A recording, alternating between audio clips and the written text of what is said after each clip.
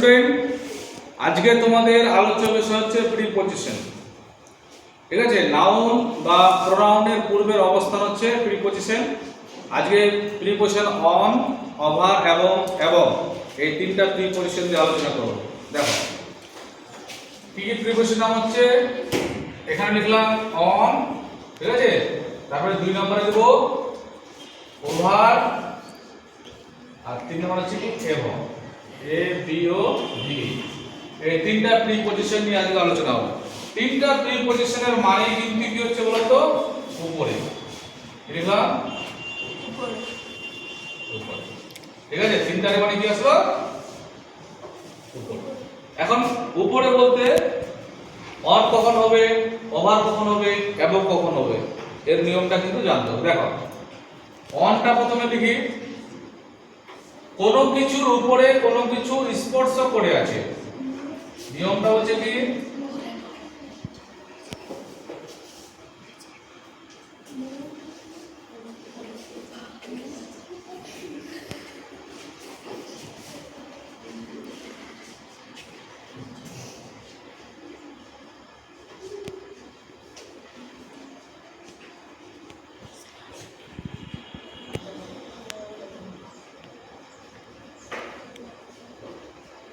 ঠিক আছে, কোনো কিছুর উপরে কোনো কিছু স্পর্শ করে আছে এমন বোঝালে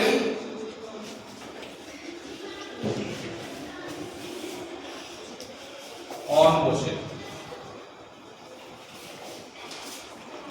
ঠিক আছে, যেমন the book is on the table। ঠিক আছে, এখন ধরে নাও বইটা কার উপরে আছে বলতো, টেবিলের উপরে। তাহলে টেবিলটার সঙ্গে কি আছে, স্পর্শ করে আছে, লেগে আছে। বোঝা গেল? যদি কোনো কিছুর উপরে কোনো কিছু স্পর্শ করে থাকে, ছুঁয়ে থাকে, টাচ করে থাকে, লেগে থাকে, সেই ক্ষেত্রে কি বসাতে হবে, অন বসাতে হবে। এবার দেখো এটা 1 নম্বর ব্যবহার হলো অনের, এখানে 1 নম্বর করে দাও। 2 নম্বর ব্যবহার দেখো, বন্ধ কিছু চালু করতে, বন্ধ কোনো জিনিস চালু করতে কি হয়, অন ব্যবহার হয়। বন্ধ অবস্থা থেকে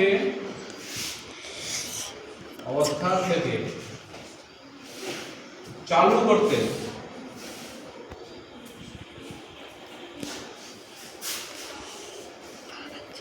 অন ব্যবহার করা হয়।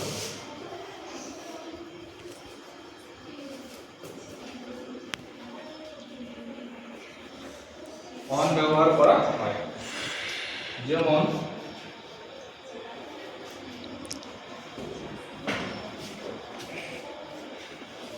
Switch on of the fan. ফ্যানটা কি করতে বলছে, সুইচটাকে কি করতে বলছে, অন করতে বলছে। তাহলে নিশ্চয় ফ্যানটা কি আছে, অফ আছে। ঠিক আছে, তাহলে অফ থেকে কি করা হবে, অন করা হবে। অন করলে ফ্যানটা কি হবে, চালু হবে। তাহলে বন্ধ অবস্থা থেকে চালু অবস্থা যদি বোঝায় তাহলে কি করতে হবে, অন বসাতে হবে। ঠিক আছে, যেমন switch on of the fan, এই হচ্ছে অন। এবার চলে আসছে কি ওভার, এদিকে চলে আসছে ওভার। মাঝারি যদি উচ্চতা বোঝায়, মাঝারি উঁচু বোঝালে ওভার বসে।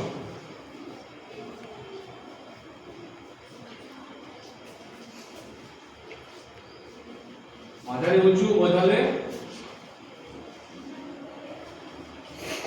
ওভার বসে।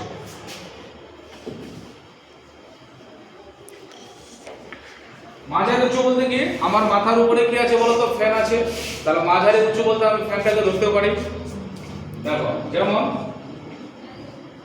the fan moves over our head।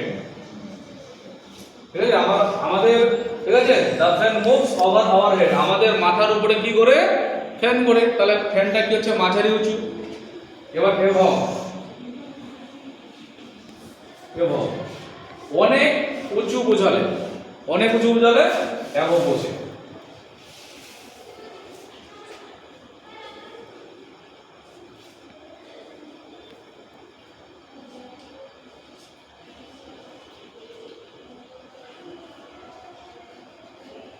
অনেক উঁচু বোঝালে এবং বসে, ঠিক আছে। এটা রসুল, চয় চন্দ্রবন্ধে রসুল লিপি, ঠিক আছে বানানটা। তাহলে অনেক উঁচু বোঝালে কি বসে এবং বসে। যেমন the sky is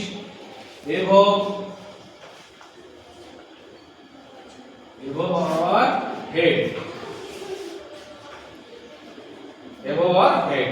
তাহলে আকাশটা আমাদের মাথার অনেক উঁচুতে রয়েছে। তাহলে অনেক উঁচু যদি বোঝায় তাহলে কি করবে, এবং কথাটাকে ব্যবহার করবে, এবং প্রিপজিশনটা ব্যবহার করবে, ঠিক আছে। আচ্ছা, এবার একটা ছকের মাধ্যমে আমি এখানে বিষয়টা ব্যাখ্যা করছি। দেখো এটা ধরলাম কি, একটা কি ধরলাম, টেবিল। কি ধরলাম এটা বলতো, এখানে কি আছে, একটা বুক আছে। কি লিখলাম, বুক আছে। তাহলে টেবিলটার উপরে কি আছে বলতো, বইটা আছে। তাহলে টেবিলটার সঙ্গে বইটা কি আছে, ছুঁয়ে আছে বলে এখানে কি ব্যবহার করব, অন।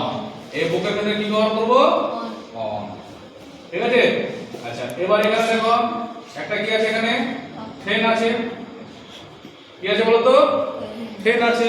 তাহলে কি আছে, এটা মাঝারি উচ্চতাতে আছে, এই জন্য এখানে কি ব্যবহার করবে, ওভার। কি করবে, ওভার। আচ্ছা, এবার স্কাই, গ্যাসটাকে কি করলাম, স্কাই। আকাশটা কি আছে, অনেক উচ্চতে আছে, এর জন্য কি করবে, এর জন্য ব্যবহার করবে এবং, A B O V E, এবং।